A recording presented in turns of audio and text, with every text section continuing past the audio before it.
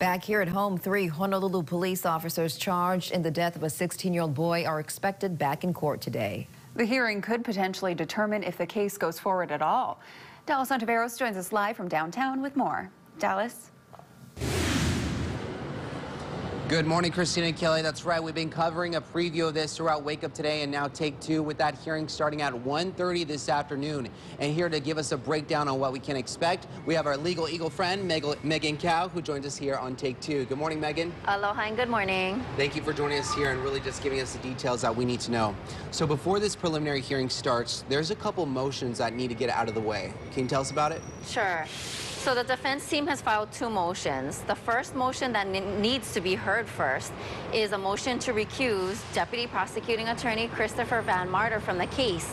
What the defense team is saying is that because he reviewed the evidence and then signed the complaint, he has now made himself a witness to this case, and the defense could actually call him as a witness if there's a discrepancy in the evidence itself. The second motion that the court will hear is a motion to dismiss the case outright. What the defense team is saying is that the government has violated the defendant's constitutional rights that you cannot take away from anybody, and so because of that, the case needs to be dismissed. And what's the probability of the case that it's going to be dismissed, in your view?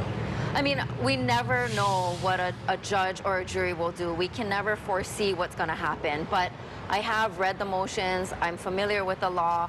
Based on my experience, I'm not sure if it's enough for a district court judge to hang his hat on and say, yeah, I'm going to dismiss this case outright at this very early stage. Okay, so let's say the case doesn't get dismissed, the preliminary hearing moves forward. How long can the preliminary hearing take?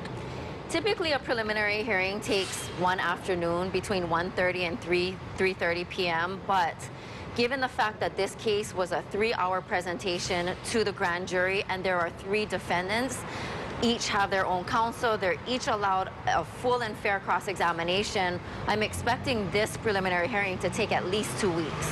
And a big key to this case is the body cam footage that some of us have probably seen leaked already, but there's a lot that we haven't seen yet. But what is it that the court will be looking for in the body cam footage that could be shown today or in the next 2 weeks?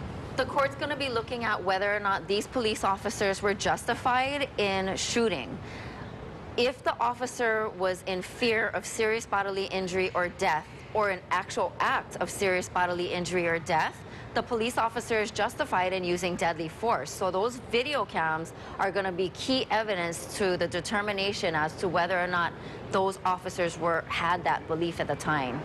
And I know there's a number of different witnesses that could be called as well. We'll be talking about that in the next half hour, but a quick question right here.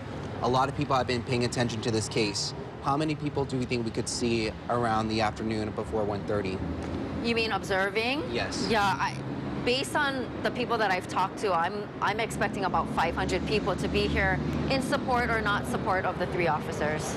Megan Kao, thank you so much for joining us here on Take Two. You're going to be hanging out with us in the next half hour. We appreciate your time.